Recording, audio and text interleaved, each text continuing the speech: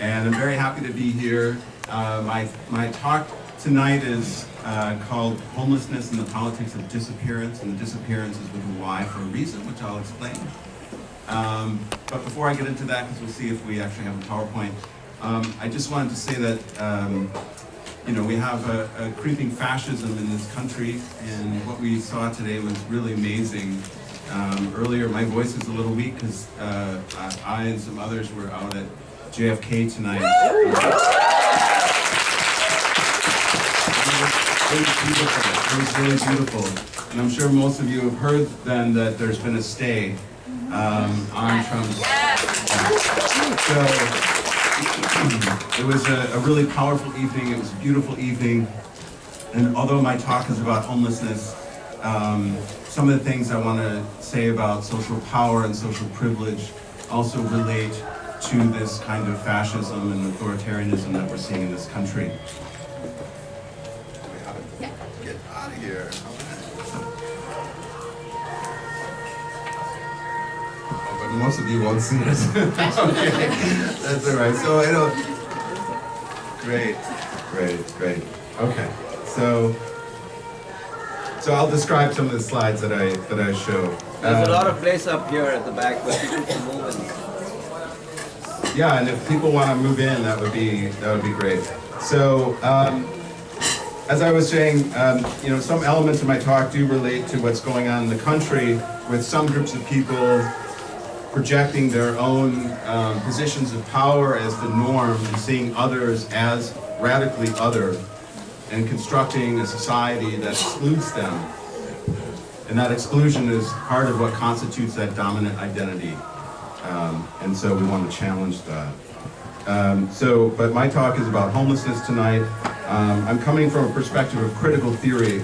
And on the slide I list a few things. One is interdisciplinarity. So in critical theory we take several different disciplines at the same time. I look at economics and sociology and political theory, history as well as philosophy. So I'm a philosopher, but I'm a critical theorist as well. Critical theory incorporates an analysis of power. Always want to look at how power operates and constitutes and deconstructs relationships and identities. It also prioritizes material conditions and social relations. We don't want to spin off into very abstract areas of creating concepts that aren't grounded in the actual practices of our everyday lives. And lastly, but most importantly, critical theory, it's a kind of theory that is supposed to inform social practices in order to transform them. So it starts from a condition of injustice, theorizes injustice in a way that wants to inform social movements to transform those conditions. So we theorize about immigration, about otherness, in order to transform our contemporary condition to make it non-exclusionary, right? Not racist.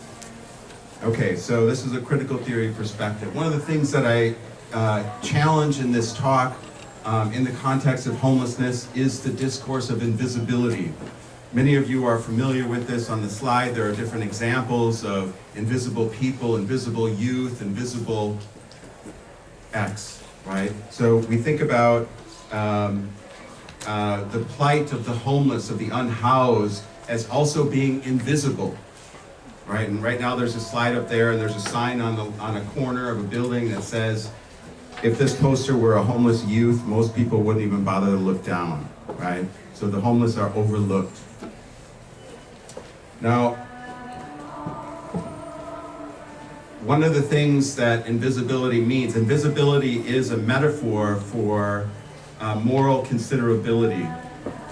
Do we take someone into consideration in our moral judgments in our moral universe? So it's like, have you seen the movie Avatar? Who's seen the movie Avatar, the blue being movie? Yeah, okay, so most of you seen it. In that movie, there's this part where they're integrating, and it's a very kind of white savior film too, which I don't want to promote here, but there's a part of it that's so clear when the Marine guy is being integrated in this community and they're teaching him how to see other people, and they're saying, see, I see you, I see you, I see you. And he says, I see you, and then she slaps him and says, no, I see you, right?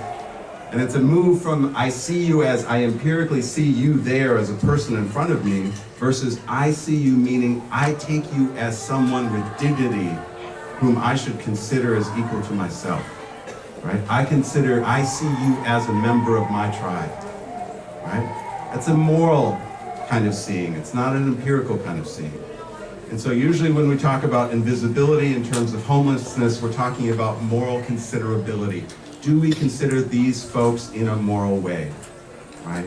And a lot of good people, even though I'm criticizing this discourse of invisibility, a lot of good people use that discourse, and it's very helpful in raising money.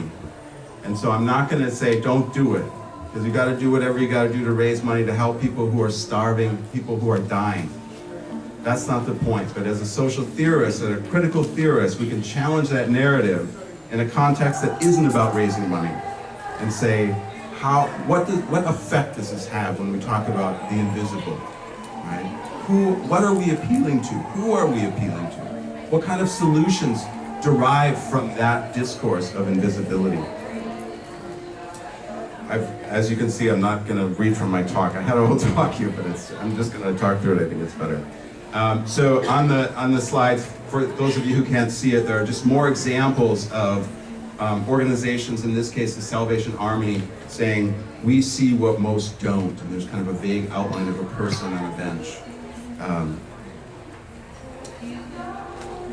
If the discourse is of invisibility, the intention is to garner your sympathy in order to get you to act, you being the housed, you being the privileged, right?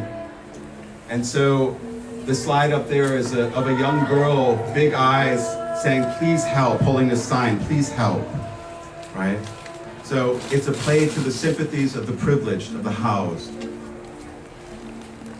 The next slide has images of veterans. So there's really two different kind of primary ways of fundraising for homeless folks, for services or some provisions. One is children, because children are innocent, morally innocent. Second are vets.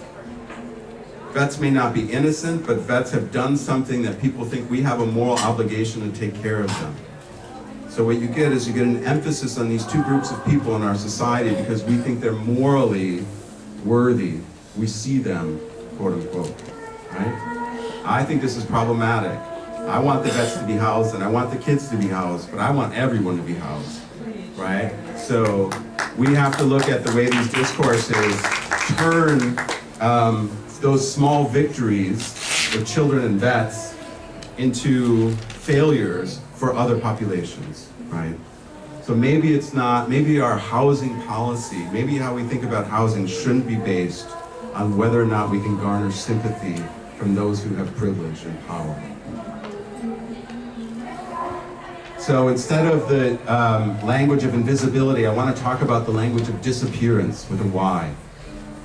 Disappearance is what happens when one's body, when one's practices, when one's life doesn't fit in your experience, doesn't fit in the world that you live in. You're made to appear or disappear is to appear abnormal, to appear unfit, right? So we know that we build a society around certain kinds of identity, right? Actually, it's my identity. Almost every institution, almost every piece of architecture, urban design, everything in our society is mostly built around able-bodied white men. And those who come up against the limitations of those designs, of those institutions, of those laws, are considered other, and they, in a sense, disappear. So for those of you who can't see the slide, I have someone who's in a wheelchair facing a broken sidewalk, trying to have mobility, but it's thwarted. It's thwarted not by their own physical impairment, it's thwarted by the physical infrastructure of our world. And this is what disappearance, talking about disappearance, allows us to do. It allows us to shift our understanding of disability from a biomedical, from a physical characteristic to a social production, right? We build cities, we build streets, we build libraries in ways for certain kinds of bodies, right? And if you have that kind of body, you never notice, ever. If you don't have that kind of body, you stick out. You're made to appear, right? And in this context, you disappear. The next slide I have here is, shit, I'm not paying attention to time. Is anyone paying attention to time? Okay, I think I have about 8 minutes. Okay, so the picture I have here is of a shopping cart filled with all their personal goods, and they're sitting on a bench. The connection between the wheelchair and the cart is important. One of the, I work with homeless organizations. I worked for a long time in Denver with a homeless organization, doing a survey of unhoused folks in Denver, the number one concern was actually not shelter. The number one concern was having a place to put your personal items where they'd be secure. Because what happens is the police will do sweeps of camps, and they'll throw away all the most important items that a person owns, pictures, identification, birth certificates, and they will burn them. They're trash, literally. Happens all the time. And so people would rather sleep on the street and have those personal items secured, a locker somewhere, than otherwise, right? Than have shelter and have their items threatened. So people carrying their things in the cart, you have to see that cart as everything that people value, and they have to move them around with them. So there's a question of mobility here.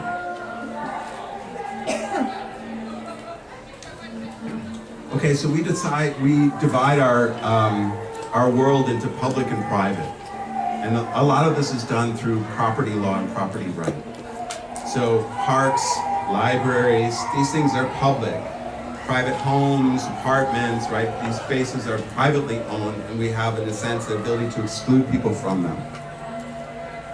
The experience of disappearance among unhoused folks is when they try to do private things, what we consider private things in public spaces, because they're denied private spaces. And these are things that you must do. You must defecate, you must urinate, you must eat, you must sleep. And if you don't have a private place to do that, you must do that in a public place. And here we have experiences of disappearance, bodies, practices that are unfit to those contexts, right? And so they appear abnormal to those of us who have a private space, right? Now, the very neutral, very liberal argument about public spaces is, hey, we want to reduce them to the kind of use that we all could use them for. Picnicking, sports, leisure, these kinds of things, right? But that's always presuming, and this is the idea of social privilege, it's always presuming that you have a private place to go back to do your private things. I forgot sex. Sex is good. Sex is healthy. If you don't have a private place to have sex, you have it in a public place, right? Some people like having it in a public place anyways, but I'm not judging, I'm just, okay, so what happens in our life, our world, is we create laws and ordinances that exclude people from these public spaces. We don't allow people to sit, to lie down, to eat, to sleep, to have sex, go to the bathroom, etc. So we allow people, collectively, we have an economy, we have capitalism that produces homelessness. And then people are forced, because they lack a private space, to use public spaces in ways that those of us who have privilege don't need to. And then we punish them for it, right? Now, I have quotes up about property division up for the slides. It's not that important, but we face a decision collectively that we have to make. Is are we going to allow those who don't have private spaces to use public spaces for the things that they need to do? Now, in addition to laws and ordinances, there's actually an increasing use of what's called hostile or disciplinary architecture. And in this case, it's anti-homeless technology. So we're actually creating spaces that are hostile to people who need to use them in private ways. So, section benches. You've all seen the section benches. They're not there for comfort. They're there for discomfort. They're there to make people disappear, in the sense that make them not fit when they need to sleep somewhere off the ground. So all these section benches that have spread all over the country, those are anti-homeless technology. And then we have spikes. Spikes all over the place. Spikes under any kind of overhangs where people might escape the weather, the elements, and get some sleep. They put spikes down. Now, I just have a few minutes left, so I just want to talk about resistance. And they cut, okay, I thought my mic got cut on resistance. Conspiracy. Okay, you can't see the slide over here, but what the slide shows is a very famous case where a store put up spikes in its front window, on the ledge of its front window where people were sleeping at night. And activists came and they poured concrete right over them in the evening.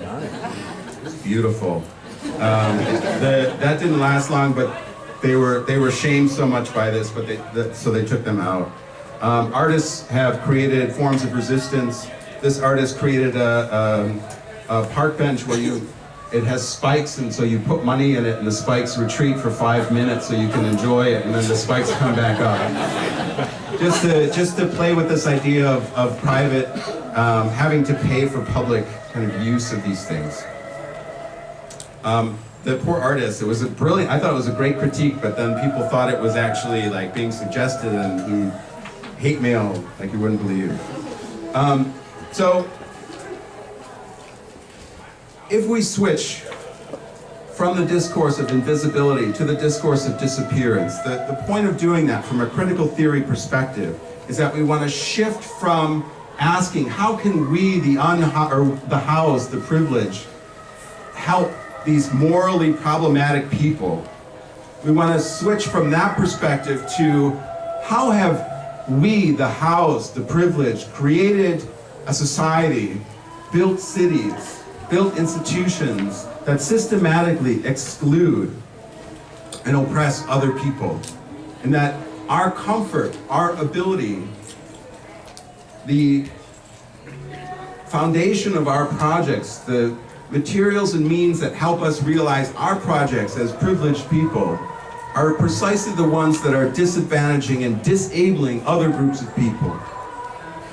And the only way we get to that perspective is if we stop this moralizing and start critiquing those who have created these things and those who support them.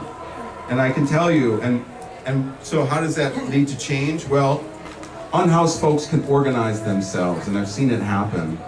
And so a couple of slides I have here are by homeless organizations who do lobbying, do organizing, do occupations like we did tonight at JFK and at other airports around the country.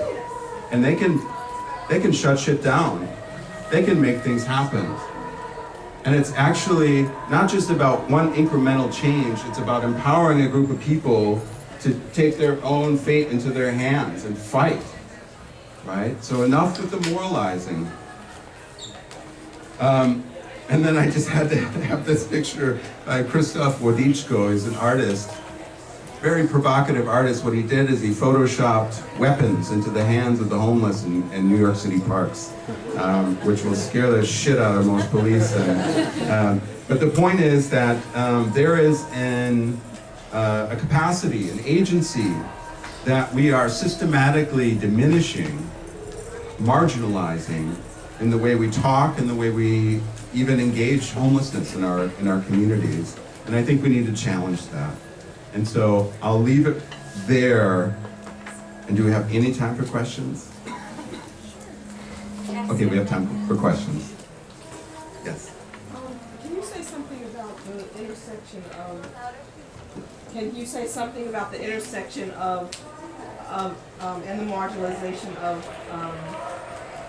like you did talk about the disabled community, but also where it intersects with the mental health community and homelessness, because there's a lot of people that are out there that need mental help, and there's also a way that the system spirals them into homelessness because of some of the practices of the psychiatric community.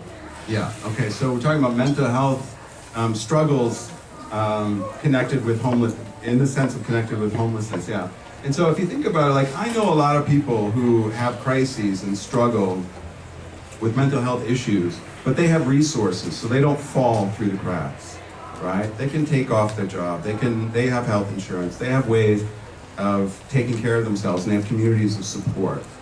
So there's nothing about addiction or mental health problems that somehow necessitate that we lose everything and end up on the street, right? We can decide to provide everyone those kinds of resources or not. And we have decided at this point to not do that. And then to blame the people who fall through the cracks and say, well, that's your problem, that's your fault, right? That's a social disability. We have created a condition where if someone has a different cognitive makeup, has a different physical makeup, if they don't fit this world, they're out, right? Where other people struggle and we help them, we support them, we keep them in, keep them safe. Thank you for that. Can you talk a little bit about how American perspectives on homelessness might be impacted by things like the American dream and the bootstrapping mentality and how that plays into moralizing? Okay, so the American kind of ideology, I would call it this kind of rugged individualism or bootstrapping. If we think about social power as the power to be able to affect the institutions and even social spaces around us to fit our interests and needs, that's social power. We can think about social privilege as being those people who subjectively enjoy that match between one's body, one's position in the world. Now, when you match the world, which I typically match the world, I'm an able-bodied white male, so most of the world is constructed in the US for me, so I match. When you do that, you don't see that the world is constructed that way. So those who most benefit from the system are those who are least likely to recognize it. Now, what kind of political philosophy follows from that? Rugged individualism. I did it all on my own. None of these institutions, none of the traditions, none of the history, that isn't helping me. I did it all on my own because I don't see all the helping hands that I get, all the safety nets that I get because of who I am. And that produces an extreme form of rugged individualism, right? This is why political liberalism is so powerful in the US, this kind of abstract individualism, which does not fit our world at all, but which people will reproduce over and over in theory. And so I think that's where that comes from. Like if we look at how we actually navigate our worlds and the social networks and physical infrastructure needed to realize our projects, there's no way we could subscribe to that kind of liberal, rugged individualism. Right? Maybe one more question. The woman over there on the windowsill. Yeah, I was just wondering if you will see any media or marketing. Sorry, I was just told I don't have time, but yes we do. Go. Media or marketing pressuring or putting pressure on for affordable housing rather than framing this as an individual problem instead of systemic. So the question is like going for affordable housing rather than looking individual. There is a movement called Housing First. Doesn't mean you don't have to clean up, you don't have to get, not have an addiction to get housing, you just get housing. Everyone gets housing. Housing first. That's the only way to do it. There's no moralizing, there's no differentiating. And empirically we know that the data studies show that if you give someone who's an alcoholic, who's an addict, a house, shelter, they will have a much better shot at cleaning up than if you wait for them to clean up before you provide them a shelter, right? And so it makes sense. So I'm glad you brought that up, because that's a good point to end on. They're about to throw me out right now. Housing first. Housing first. Thank you very much.